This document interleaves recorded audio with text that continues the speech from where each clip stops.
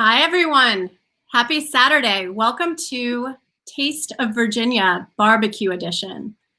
So we are now very much in the throes of what feels like is going to be quite the hot summer. And it just seems like the right time to spend all day in front of burning flames for whatever reason. So I've been traveling around Central Virginia today with three amazing chefs talking about three different approaches to grilling food. And what I love so much about barbecue is that it's the transformation right in front of your eyes of using smoke and using flame to take what's often very humble cuts of meats or simple vegetables and transform them into something truly extraordinary. So we have some fantastic guests today. And I will say the idea for this barbecue edition came very much from loving watching Stephen Barnard, the winemaker at Keswick Vineyards, do his tastings. And in brainstorming different ways for us to talk about his wines and early mountain wines, the idea came of comparing South African braai, which is their barbecue tradition in South Africa, to Southern American barbecue. But not only do we have Stephen with us today, but what many in Charlottesville area, Central Virginia, view as the top destination for barbecue, the owner of Barbecue Exchange, Craig Hartman. And then, as if that weren't enough, our own chef, Tim Moore, took the, pretty complex, pretty involved, pretty lengthy process of braai and wood-fired Southern barbecue and really transformed it to the home kettle grill, elevating lobster tail on the grill. So we're going to go through those three dishes. We're going to taste three wines with them. Before we get started, though, I did want to give a shout out to next week's Taste of Virginia. It's called Partners in Wine, and we're playing on the same way that here we're playing on, the concept of Taste of Virginia, expanding beyond just wine. In this instance, we're sticking with wine, focused on another top Virginia company, but going global with the wines that we're tasting. So our guest is going to be the owner and visionary behind Williams Corner Wine Imports, Nicholas Mestre.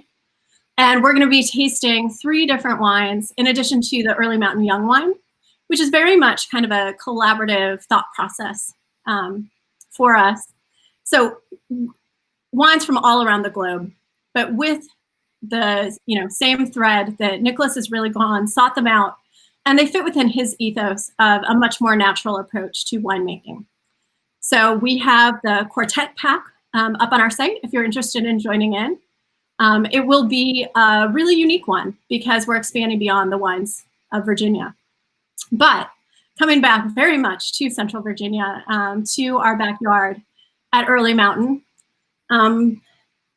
Quick overview, if you have the wines, get them open, get them in your glass. If you're like us, maybe you've been tasting and drinking all day because it does seem like that's the reason to have barbecue sometimes. We'll be talking through the Viognier with Stephen's Koji, followed by the Chardonnay with Tim's Lobster, and finishing up with our Foothills Red Blend with Craig's Pork Belly Burnt Ends. So that's our run of show. But without further ado, I'm so thrilled to welcome Stephen Barnard to Taste of Virginia. Hi. Hey, Eileen, how are you? I am great. How are you doing? I'm doing well. You made a bit of a mistake in the beginning. You introduced three amazing chefs. I think you've got two amazing chefs, an incredible winemaker in Ben Jordan, and then just a muppet like me who's just a farmer. So, but excited to be here. Thank you for including us. We appreciate it. Yeah, no, thrilled to have you. Whoops, I want to be small. I want you to be big. So where are you joining us from? I'm at home. I've been at the winery all day. Yesterday was bottling day, so I had a lot to do this morning. And then I had an excuse to kind of burn some things this afternoon and managed to finish and run home. So I'm sitting in my wife's office, hence the Magic Kingdom castle behind me, because she's a travel agent specializing in Disney. But I'm excited to be here, but from the comfort of my own home. And so I guess start for the early mountain fans who are tuning in, tell us just a little bit about Keswick. Sure. Keswick is my family's winery, owned by Al and Cindy Schoenberg. I'm married to their daughter, Kat. We've been making wine since 2002, which was our first vintage. And subsequently, we went from a small winery to pretty much a mid-size. We produce anywhere from 8 to about 10,000 cases a year. Still trying to figure a lot out, you know. I can't say we do one thing better than another. We're in that sort of exploratory phase, but we're passionate. You know, we're kind of committed to putting Virginia on the map and being a part of this incredible industry. But we're a family-owned winery. We want families to come and visit us, and hopefully we produce some wines that people enjoy drinking. Yeah, and while your accent is quite smooth and lovely, you do certainly have one. So where are you from originally? I'm from the South. I'm a Southern boy. I grew up in Cape Town, South Africa, so on the tip of Africa, and I came across here in 2002 with an intention to work 1 or 2 years and travel. Fell in love with my beautiful wife, obviously, and the area, the land, the wine industry, and the country. And this is home. Charlottesville's home, and I'm excited to be here. But I am born and raised in South Africa. Yeah, not to have a total segue, but when I came and joined the Virginia wine industry about 2.5 years ago, to me, one of the most interesting points is the preponderance of people like you who maybe they're from Hermitage, like Mathieu, the winemaker at King, or any number of other folks who, you know, we're planning on traveling and seeing the world and hopping vintage to vintage, and then just fell in love with Virginia. Absolutely. There's a lot to fall in love with. I mean, just look at the natural beauty that we're surrounded by, you know, the mountains and the university town of Charlottesville, and the quality of life and just how vibrant and how eclectic this place is. But then from a vocation point of view, how incredible an industry to work in, an emerging industry. I know people say we're emerged. I think we're still emerging. There's a lot of room for experimentation, new varietals. And as a winemaker, that's really, really exciting. And then to work alongside incredible colleagues like yourself and the other wineries in the Monticello and obviously in Virginia, it's challenging, it's difficult, but I think the potential is amazing. And I'm so excited to be a part of it. I couldn't imagine making wine in any other part of the world right now. And so you've been at Keswick then since, did you say 2002? Yeah, so I started in 2002. I came across as an intern. I was there for 2 years, and then I joined Rappahannock Cellars in 2004 and 5, and then I joined Keswick again in 2006. And then from that point on, I've been with Keswick sort of fluently. Yeah.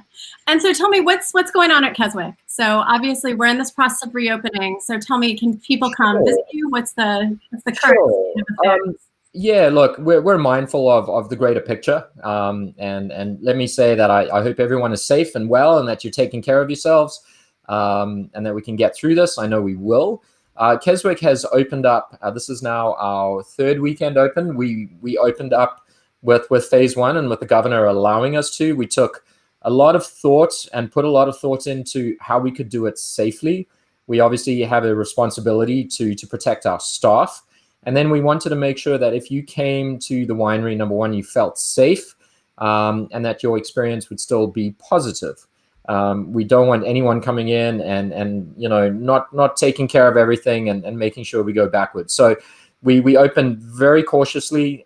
It's reservations only. Masks are to be worn. Everything is sterilized after every seating. You can sit and enjoy yourselves for 2 hours. Longer if your table is not booked for the next reservation. Everything is disposable. We're not doing tastings right now. And then we're also just asking for the fact that we keep anyone over the age of 21 right now. And again, it's just being cautious. You know, we want to welcome you with your kids and your families, and hopefully we can do that perhaps in phase 2 as soon as those restrictions get lifted. But we are open, and then obviously virtual tastings, curbside pickup, and online sales as well. And I'll say this: we've been very grateful and not surprised at how amazing people are.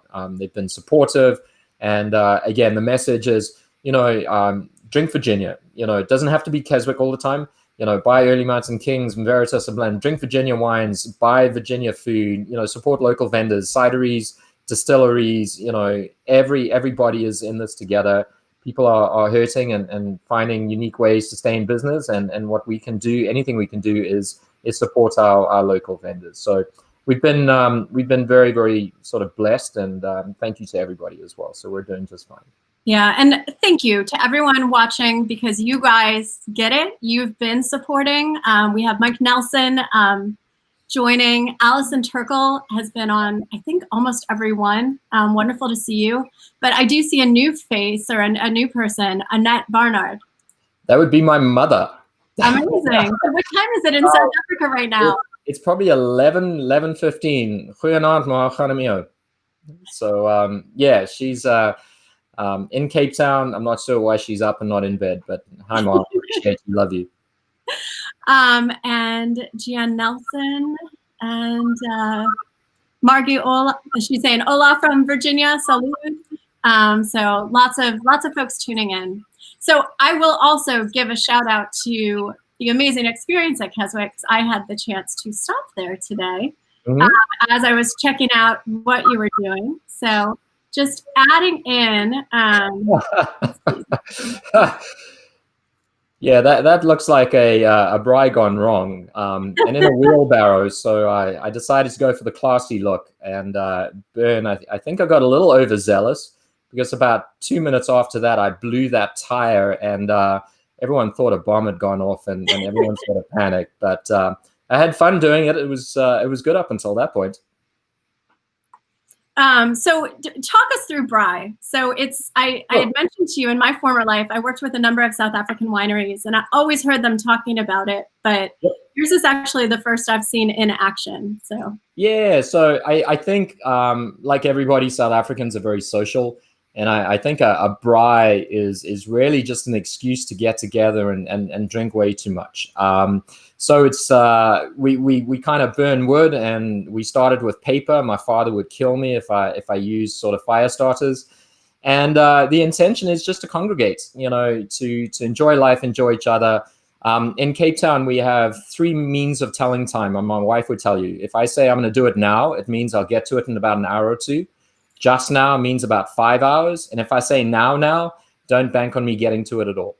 And I think it's just a fun way to kind of congregate around a fire. There's nothing worse. My father always used to say, no fire is the same. And, every excuse to burn something, and then, put whatever you want to cook on it. So it's fun, it's social, and it's a way just to enjoy each other in life. And so other than not using fire starter, what are you burning there? So I took a pallet, and I chopped a pallet up, and I started it with paper and got the pallet going. And then I went into our vineyard and went to the pile of old vines that we pulled out. And I thought, you know what, we need to be organic and that full circle. So I had 2 fires going initially. I put that one out, actually. And then I started another one in a much better container. I had a fire going, and then I had the potjie pot going in another container, and I just kept adding embers to it. And cooked it slowly for 3 or 4 hours. And in South African time, that's a rush, but it was good. But I was burning old vines, actually. Yeah. So let's take a look at the potjie pot, if I'm saying it correctly. Yeah, not bad. It's just a cast iron cauldron, so to speak. We should be saying, fire. What was it? Burn and boil, fire trouble, whatever it is from Hamlet. But fire burn and cauldron bubble, right. Yeah, it's just that. So it's just the embers and the coals at the bottom there. It was always explained that the pot needs to talk to you. So it just needs to have that little bit of a kind of a sizzle going. And yeah, that's the start of it. So it's such a versatile thing. It's rustic food. It's rusticity at its best. But sometimes the simplest of food, and in this case, it's just vegetables. Sometimes it's comforting, it's hearty, and it just, it's a little bit of home today. Yeah, so I've got, hey, Len. Len's joining us from upstate New York, or Long Island. And a few comments on that. One is I posted a video to our Facebook page where I really zoomed in, and you could hear the pot almost like sizzling and whispering at you. Yeah, it's just, the whole intention is not to kind of rush and get it done. So it's just slow and steady. I was working at the same time, so cleaning the winery, running back, just checking on it. Again, like an oven, you don't open it up too many times. You don't take the lid off too often. And it's versatile. You can do it with meats and seafoods, and it's just a fun way to cook something. So it was great. And again, thank you for the opportunity. Yeah. And so here, this was a little early in the process, or about mid-process. Then what else was added to the pot? Yeah, so at that point, so generally the way it works, it's all your onions and then your sort of heavy root vegetables. So it was butternut squash and sweet potatoes and broth. And then because we knew we were doing it with Viognier, we added some peppers and habanero and some hot sauce, but not to make it too spicy. And then after that, it was mushrooms and carrots and cabbage and let me see. I'm looking at it. I've got it sitting in a bowl here, and that's about it. Some people do broccoli and Brussels sprouts, and you can go crazy with it. And then we top it off with cabbage, and cabbage just sort of binds it all together. And yeah, it was fun. Can you hold up the final dish? Yeah. Well, again, if I do it like that. Yum. That looks amazing. I also saw you pouring some Viognier in at the very beginning. Do you often put wine into the mix? Yeah. Sometimes it always makes it into the glass. It doesn't always make it into the food, as you may know. So truth be told, if you eat this, you should be 21, but it's got 2 bottles of wine in there. So it's all good. Yeah, just fun. Burns the alcohol off, just gives it flavor. And yeah, it was. I'm not a chef. Let's be honest. I love doing it. I love the rusticity about it, and anyone can do this. It's just really fun. So it's foolproof, which means it's perfect for me. Well, Craig's jumping in saying that it's like Brunswick stew, that kind of long cooked process, lots of vegetables, all of it just kind of marries together. But speaking of wine in the pot, let's bring Ben Jordan in as well and get to the wine and taste the Viognier together. Love to. Awesome. Hey, Ben, how are you? Great. How you guys doing? Doing well, thank you, sir. So while you guys have been talking, I've been enjoying your Viognier with basically all the different food that we have here, and it's the wine that can do it all. It can go from the lighter side to the pork belly. No, I appreciate that. I agree 100%. Viognier, I feel, has taken a bit of a hit, and people don't get too excited about it anymore. But it's got texture, and it's got brightness and acidity, so it can go with spicy and clean. But it can also stand up to sort of heartier dishes because it has that sort of oiliness and that sort of texture in there as well. So I do think it's a really versatile food wine. But again, it should be a wine you can just guzzle on its own. We don't make food wines. We make wines you can drink, and then if you want to pair it with food, hopefully it does that too. Yeah, it's delicious. Keswick always makes one of the best Viogniers in the state, and it really works here. Well, we appreciate it. We've got 16 acres, so we get 2 of them right, and the other 14 it goes into various blends with sugar. So it works. But no, we appreciate it, and obviously we're big fans of what you're doing at Early Mountain. So that's very kind and very gracious. Well, I love what you're doing at Keswick, and I think Cabernet Franc would also work here if we had that. Yeah, I'm excited to make all of about 10 cases next year. After the frost, it's going to be interesting. About $3,000 a bottle, I think, and then make it up that way, right? Craziness. But we have 2019 in the glass, and almost always with 2020, I'm like, let's just forget about right now and let's talk about 2019 because that was a pretty extraordinary vintage, right? How was it for Viognier? Yeah, so Viognier it's a tough grape. I think the one thing that stands out, its yields are really low, and our vineyard is no exception. So we do have 16 acres, so we got 4 blocks, and what we've been doing is picking earlier. I think one thing that Virginia doesn't have a lot of sometimes is acidity, and Viognier, if you really sort of pursue those sort of riper tropical flavors, I think you sacrifice acidity in the wine. So we've been really focusing on trying to make sort of fresher, more sort of vibrant style Viognier. So this is, for instance, tank fermented, tank matured. There's no oak in it. It's also non-ML, meaning that we don't allow the wine to go through its secondary fermentation. And we've been picking slightly greener every year, but obviously cognizant of the fact that people expect a certain sort of flavor and aroma sort of quality from the Viognier. They want it to be sort of yellow and tropical and peach and apricot. So how do you conserve acidity because we don't have elevation. Our vineyard is only 575 feet at its highest point. So we lose a lot of acid anyway.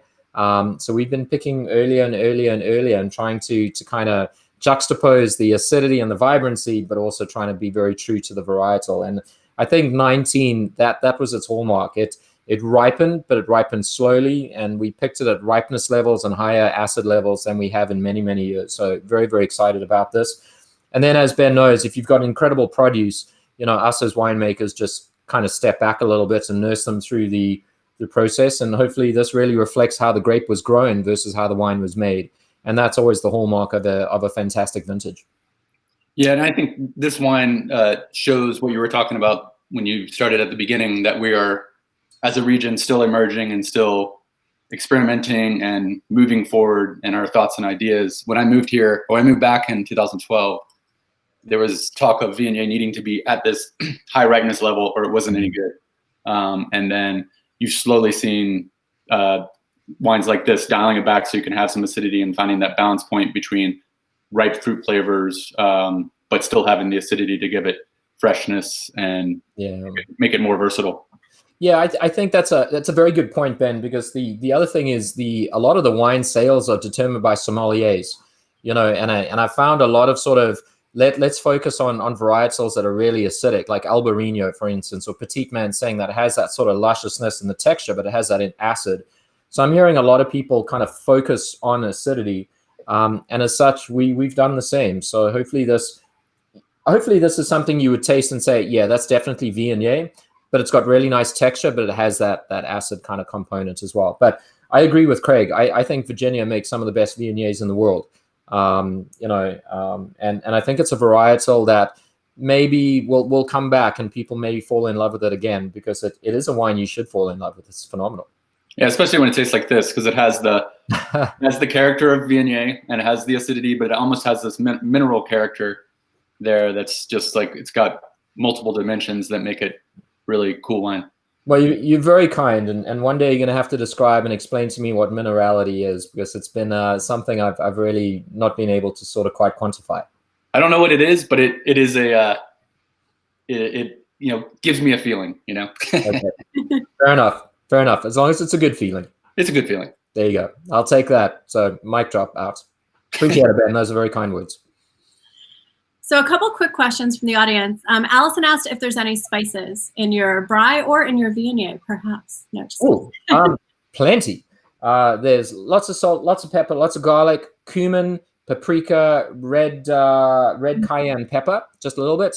And what else am I missing? Oregano or oregano, as we say, and some sage, and that's it. I think sometimes, like winemaking, spices can be overused, and I think sometimes less is more. And again, I'm not a cook. I smell them and go, this smells cool and should be interesting, and I toss it in there. But that's everything I use today. Awesome. And then also, I feel like Viognier, to me, tells the story of why for a barbecue tasting, we have 2 whites and 1 red. Because as Ben said, this wine really runs the gamut. I mean, it almost provides that fruity little something extra that you would want, putting a little bit of, don't get mad for this analogy, but the reason you have a little ketchup sometimes with your grilled meat is you're adding that little touch of fruit, that little touch of extra. It's such a compliment to all 3 of the dishes. So yeah, it's you're right. I look at sort of I saw Mark Kutsia. Mark is one of my oldest friends from school, and congrats on Sam, buddy. He just became a father for the 2nd day, so shout out to him. But yeah, vegetables and wine work just beautifully. Especially potatoes and sweet potatoes, that sweetness and that starchiness and the texture in the Viognier. And then a little bit of the spice and maybe the pepper in the that we add, maybe offset some of the sort of the sweetness in the wine as well, and that sort of juxtaposition between sort of yin and yang. And and then I thought, well, just to back it all up, I'll just throw the whole bottle of Viognier in there as well, and hopefully it'll taste like Viognier. I think it's important to mention also that with barbecue we are outside in the summertime, and there's meat, red wine, that whole idea. But sometimes you got to change your mind around and realize what you're doing, and that can be pretty challenging to to drink oaky red wine in the heat of the summertime, and wines like Viognier can allow you to pair well and not sweat. Yeah, I think that's a phenomenal point. I mean, I think part of what braaiing is that we forget is not actually the cooking; it's actually the social aspect. And sitting around while that's happening, sort of vicariously in the background, is that you're drinking wine. And Viognier is a great summertime wine, as is your Chardonnay. It's phenomenal. I'm going back and forth between the two, and both whites pair really well with this as well. So great job on yours. Well, speaking of Chardonnay, I am going to go ahead and welcome Tim Moore, executive chef at Early Mountain, to the conversation. Hey, welcome, Tim. Hey, guys. Hey, Tim, how you doing? Good, thank you very much. Pleasure to be here. All this talk about minerality and it's blowing my mind, man. I wish I had a palate like you guys. I can taste some things, but you guys are mind-blowing, so. No, it's as long as it's good, that's all you need to know. And if you'll have a second glass, you're solid. Right. Well, and to me, one of the quintessential pairings is lobster and Chardonnay. And when you have lobster that's actually been grilled and adds that extra smoky layer to it, it's extraordinary. What an amazing, amazing dish. So, Stephen, I can listen to you talk probably all day, every day. I think you should meet me out and let Tim and Ben talk about this wonderful wine. But let me move you out for just a minute so that I can pull up some pictures of the lobster dish in action. Awesome. All right, so Tim, I'm going to pull up the ingredients for you to kind of talk through your thoughts with this dish. And so I really challenged you to say, what's a dish that can pair great with the Chardonnay that's actually really easy for people to do at home, but they might not think is easy? And you really knocked it out of the park. So walk us through the dish. All right. So we were pairing it with Ben's Madison County Chardonnay. So Chardonnay, you think, at least I do, I think lemon and light, just fish, chicken. So we went a little bit more fun and went lobster tails. Summertime, squash, zucchini. Potatoes coming in. Just they're all really tasty when they're grilled, and that's why we went with this. But so what we did was we just did a baked potato, but we coated it in butter before it went on the grill. Butter and our herb salt rub that we have in house right now has basil, dill weed, oregano, garlic, onion, lots of different spices. Even has lemon zest in it. So put that in some foil and threw it on the grill right away because baked potatoes take a long time. And then we moved on to the squash. So the squash is marinated in, I would say, a lemon vinaigrette, but I finished it with a little bit of the hot honey, ADR's hot honey out of Charlottesville, I believe, or Charlottesville. So, and then a little bit of jalapeno in there as well, scallions, salt, pepper, lemon juice, lemon zest, really, really bright, a little bit of heat, not too much, marinated those for a little bit and then put those on the grill. And then what I did was charred a lemon on the grill as well and kind of squeezed that burnt charred lemon juice over it after it had come off the grill. So as it cools down a little bit, it absorbs all the juices. What I loved watching you cook today is how much you built layers of flavor throughout the grilling process.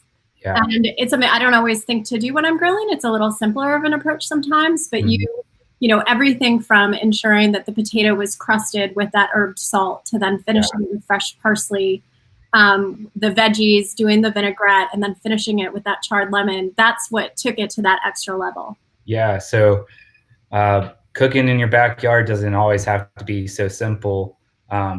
Yet this was very simple. It's just a little bit more complex, a little bit little bit more flavor building, especially with the vinaigrettes and the mixture of the salt rub. I actually used the salt rub as well and mixed it with a little bit of whole melted butter. And that's what we used on the lobster to baste the lobster first, and then go ahead and grilled that. And then just, flipped it and hit it again with the butter and all the salt and the herbs and all that, all the goodness. And then I actually, at the end, hit it with the charred lemon as well. So, yeah, and it's the Chardonnay is really nice with the charred flavor. I didn't even think about that. I didn't know that would be so tasty, but it really is. It brings it out a lot. Yeah, that to me, sometimes those like food and wine pairing. Yeah, this was definitely one of those. A few quick tricks that I picked up watching you work today was, before you put the lobster down, you took a lemon and you ran it along the bars on the grill. Right. Yeah. And then took the lemon butter and brushed it, and then went straight flush down to keep it from sticking and to kind of cook it, kind of smoke up into the shell. Yep. It just creates a little bit more sharing flavor. all your secrets, Tim. What's that? Said I'm sharing all your secrets. Oh, they're not secrets. You can look it up you can Google it. It's fine. Awesome. Ben, did you have a chance to taste the lobster with the Chardonnay? Yeah, it was amazing. I mean, lobster and Chardonnay, it's classic. And but here, I think there was more of that. You saw those flavors, the layering of flavors that Tim was doing, and it really brought out the wine, elevated the wine, which is really neat. And there was this back and forth sort of play with each other. One thing I did notice was that I think there's a lees component to the wine that is kind of savory and umami-esque that really plays well with what Tim is doing with the lobster. That was neat. So it was cool to see a classical pairing work past the classical thing, because it's not about the buttery lobster. It's more about the lobster itself. Right. And Chardonnay. And the Viognier works well too. But it really is working with everything. Yeah. And so Allison's asking for a little more info about the Chardonnay itself. So so we make 2 Chardonnays. Both of them we do similar fermentations in that we press to barrel and then ferment with ambient yeast. So we're not adding yeast, and so you end up with a longer fermentation, anywhere from 2 months to with our other Chardonnay, it can be as long as a year. Very slow and measured fermentation. And what that does is gives you long time with the yeast, which gives you some of those flavors of baked bread and just more savory, almost mushroomy flavors. This one isn't quite as long. The Madison County isn't quite as long on the lees, but it does bring some of those umami-esque flavors to the table. And then it is barrel fermented, so there is some touch of the barrel that I think works well with that smoke, butter smoke approach that Tim is doing. Yeah. Awesome. And Allison's asking for the recipe, and we took some video today, so I'll post it on the Early Mountain blog, the full recipe with some video and pictures, so no worries. And it definitely, to me, I cook lobster a lot during the summer, but really go pretty basic and usually just steam it. And this was pretty eye-opening of oh, I can definitely do this. This is not too hard. Yeah. So I'll just show you guys quickly the finished dish. So you can see that the lobster was basically cut up through the shell, and then Tim took the veggies and chopped them beautifully and topped the potato with the parsley butter. All right. So.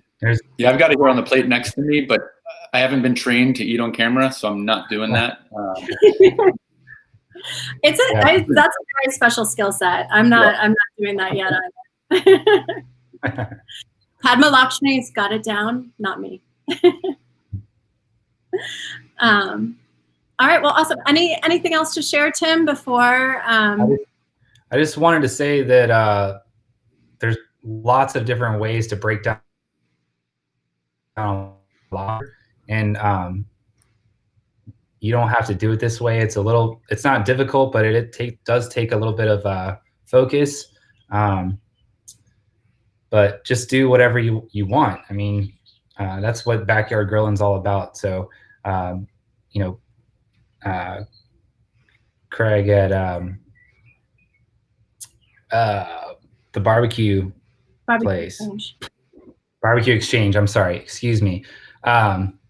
Nice. It's like slow cooking for hours upon end. A lot of things, and that's for those professionals. But you can do a lot of things just with that charcoal kettle grill, more than you would expect. So don't be scared. Awesome. Well, speaking of Craig, I know he's dying to get on. He's been jumping into the conversation through the chat, which I love. So, Tim, thank you so much. Thank you for an amazing Absolutely. dinner. And Great. Thank you so much for having me. taking a classic pairing to a whole nother level. Awesome. We'll see you soon. All right. Thank you. All right. Awesome. Well, welcome, Craig. Oops.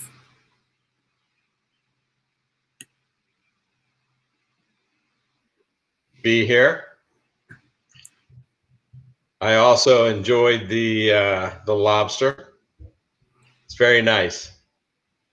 I like that Tim snipped the shell and cooked it in the shell like that instead of just putting the lobster tail straight on the grill. It actually protects it and allows it from not shrinking up. So that was a great idea for people that want to grill lobster. If you take a lobster tail and just place it straight on the grill without the shell, it wants to shrink up really small.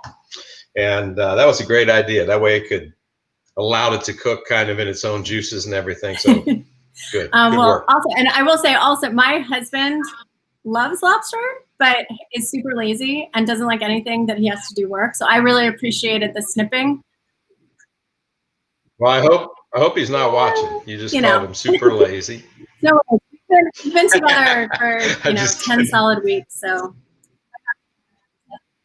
Well, when it comes to cooking, he probably had a few beers beforehand, and he's like, I don't want to do that. That's crazy. well, So, Craig, welcome.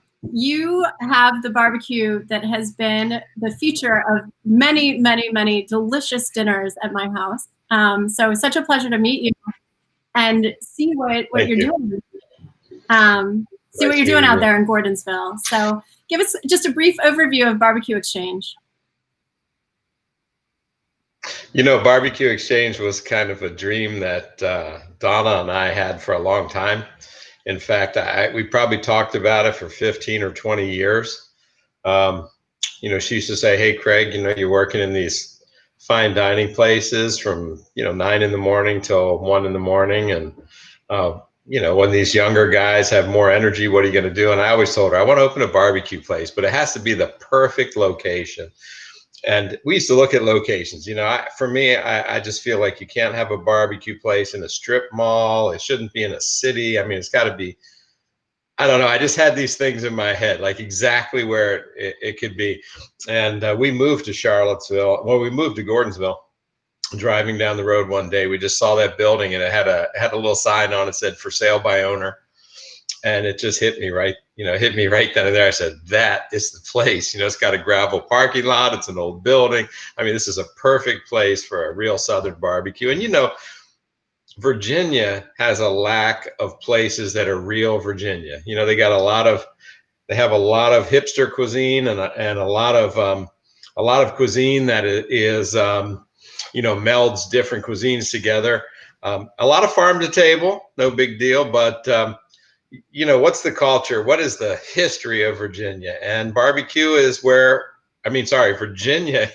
barbecue was actually created Are those in the United States. Is that well established? And yeah, it's established. Actually, etymologists have gone back to this word barbecue and found the first written word for barbecue in the states of Oklahoma, Kansas City, North Carolina, Texas, was in old advertisements that said, "Come to the Virginia barbecue." Do you know what year? Now listen, Don't believe everything that I say, but I'm telling you the truth here. And to me, and I don't know a ton about barbecue other than that I always love eating it. I mean, I've traveled down to Mississippi and throughout, North Carolina, South Carolina, and have eaten barbecue in all those places. But what seems really unique is that you're still doing it using wood. That's pretty unusual, right?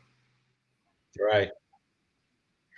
First of all, when we decided to open a barbecue place, look, we are not using hybrid ovens that have heat, either electric or gas, and then you throw some pellets, some chips, or a log that's getting kind of smoldered by a gas fire or an electric eye. We wanted to do this the real way. We wanted to make sure we had a wood fire going. And I got to tell you, we use over 300 truckloads of wood a year. So you can imagine how much it costs, and then kind of jockeying the different guys that go out into the woods and cut wood. And we use only green hickory so that we can have a flavor profile that is distinctly Virginia.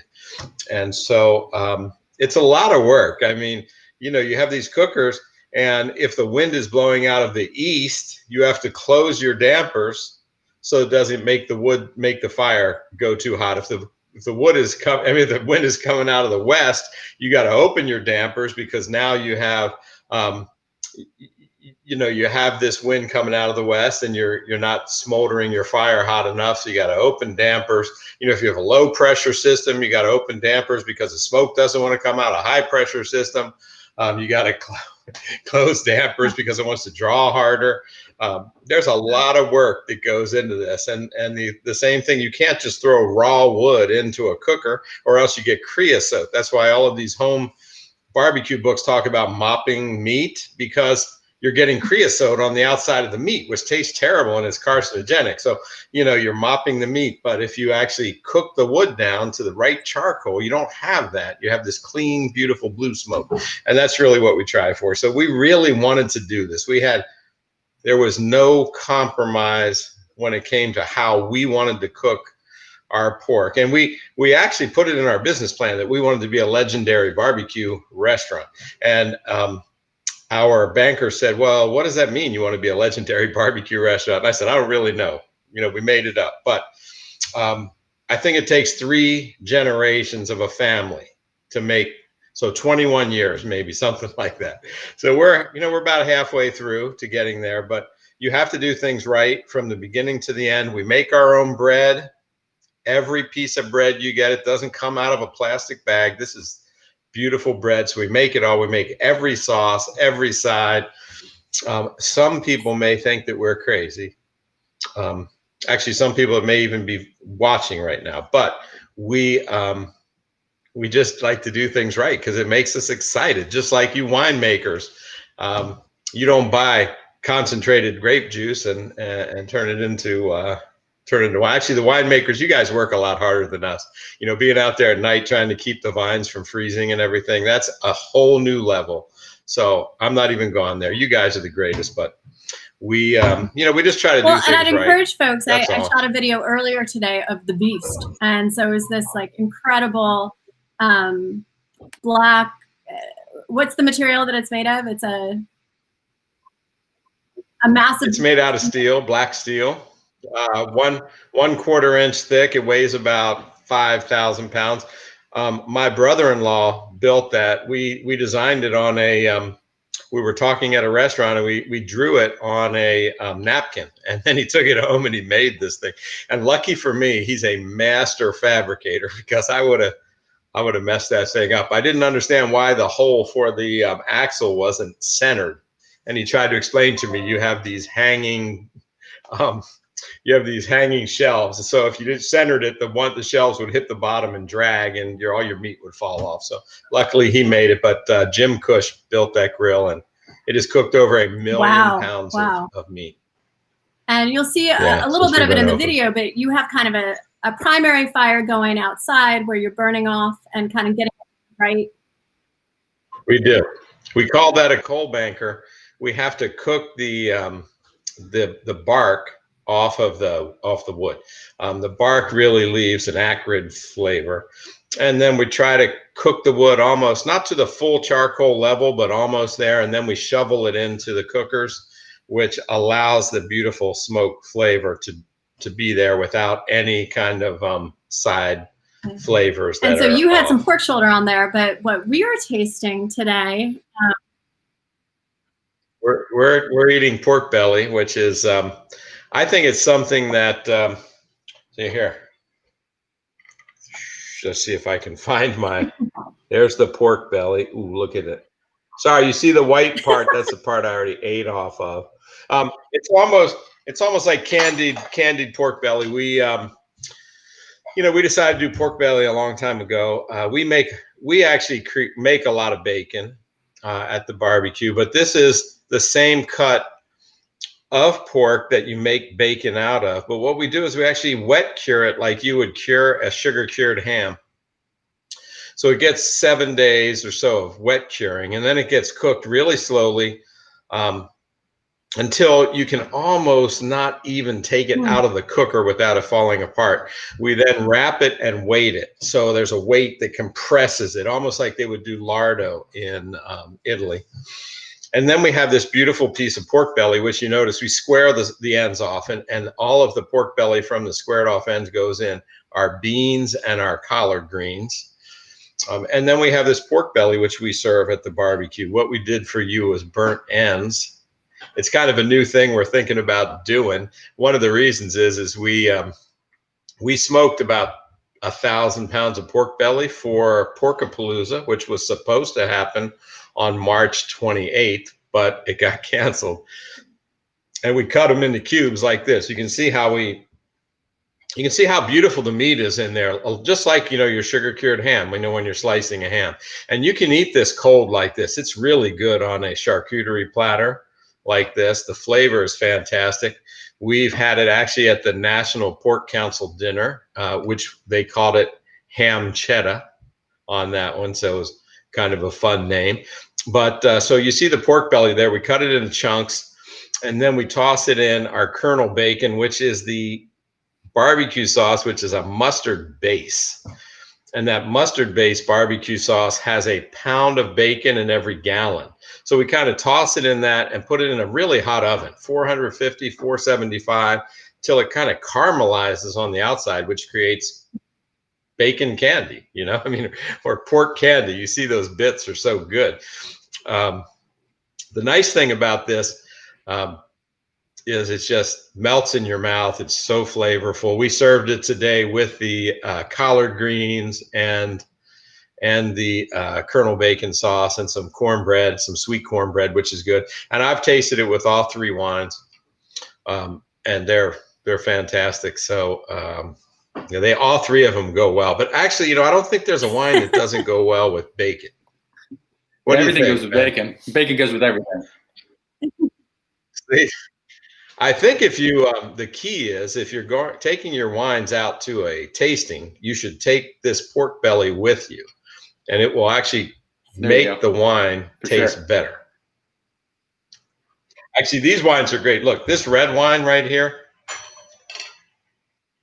Yeah, I don't know what you guys did. This is good. This is really, really good with that pork belly, with the mustard and the flavors of the kind of the earthiness of the collard greens.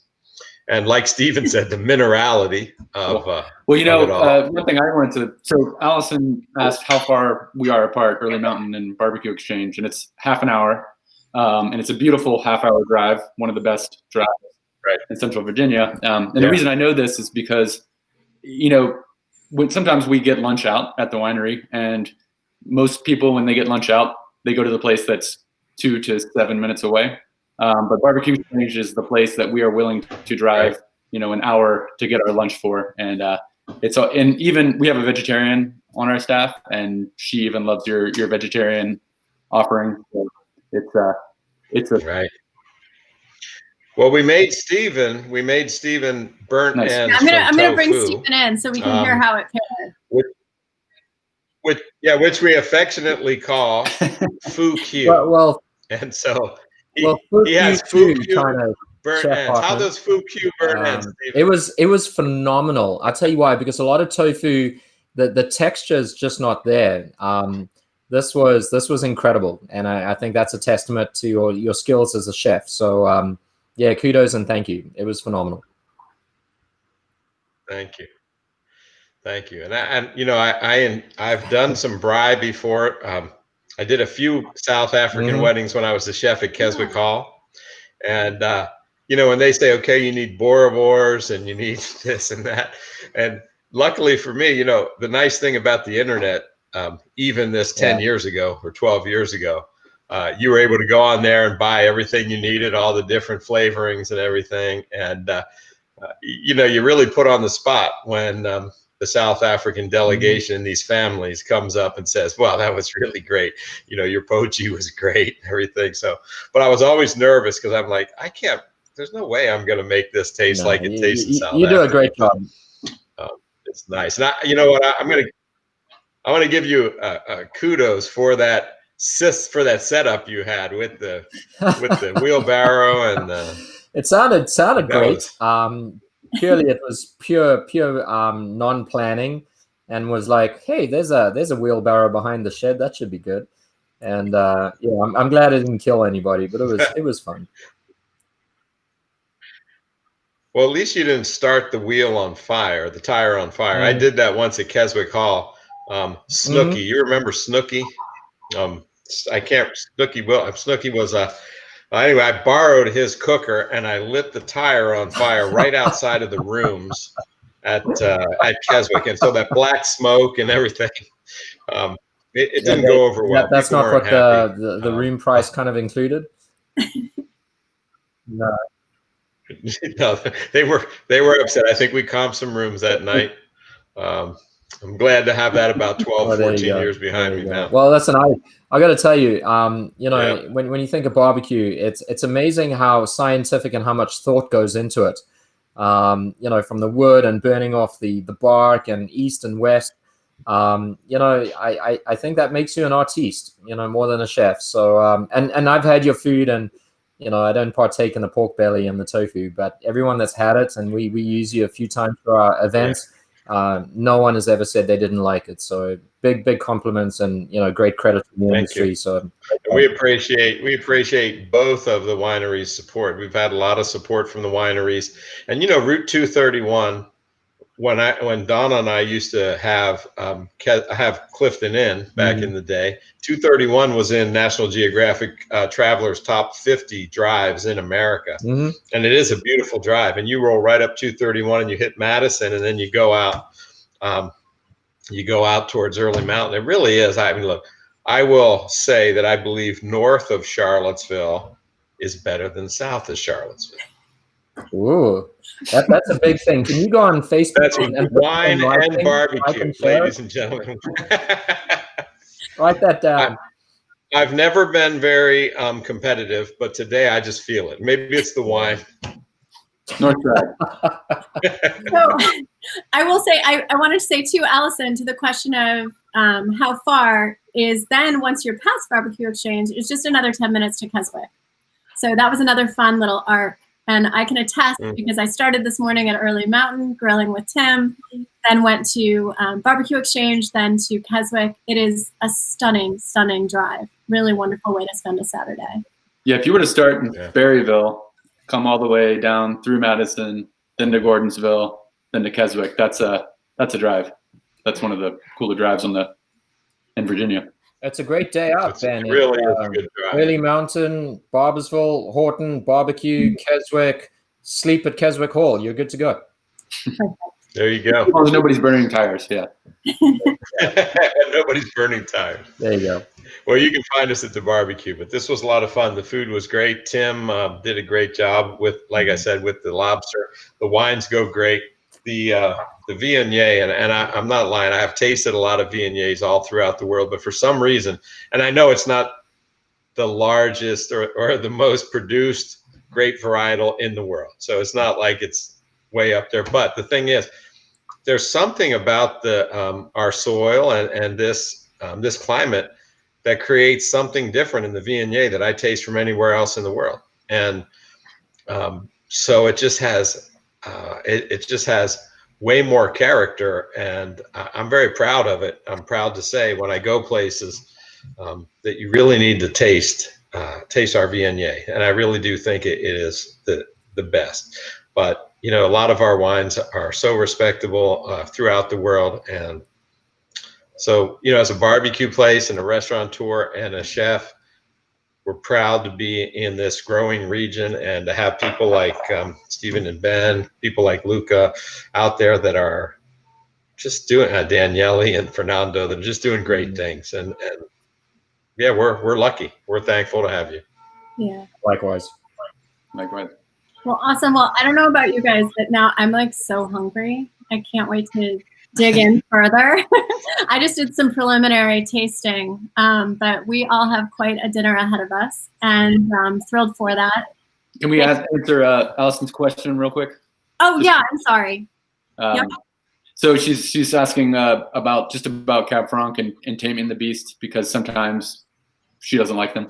And I would say that's another, it's like Viognier. It's a grape that in Virginia we're slowly figuring out more and more. Though it's also, and it's like Viognier, it can be picked at different ripeness levels and do different things. And to me, it's about the site. And if you have a site that can make really ripe Cabernet Franc, then you put it to do that. I think Keswick's has a site like that. Our Quaker Run Vineyard does that. But if it doesn't want to do that, then you need to just let it be that way and pick it earlier and fresher. So it really, the more we learn about our approach to the grapes, the more we can do one thing in one instance and one thing in another instance, and not try to make everything taste one way. Mm. And I would agree. And to that point, to expand upon that, it does mean that Virginia wines are just going to get better. The more we learn and the more we become intuitive and learn our vineyards and our sites and plant the right varietals on the right sites, the quality of the wines, if they're good now, imagine what they're going to be in the next 5, 10, 15 years. And that's exciting to be part of Virginia, a consumer of Virginia wines. And I think that's really, really exciting that Virginia makes world-class wines and will continue to make world-class wines.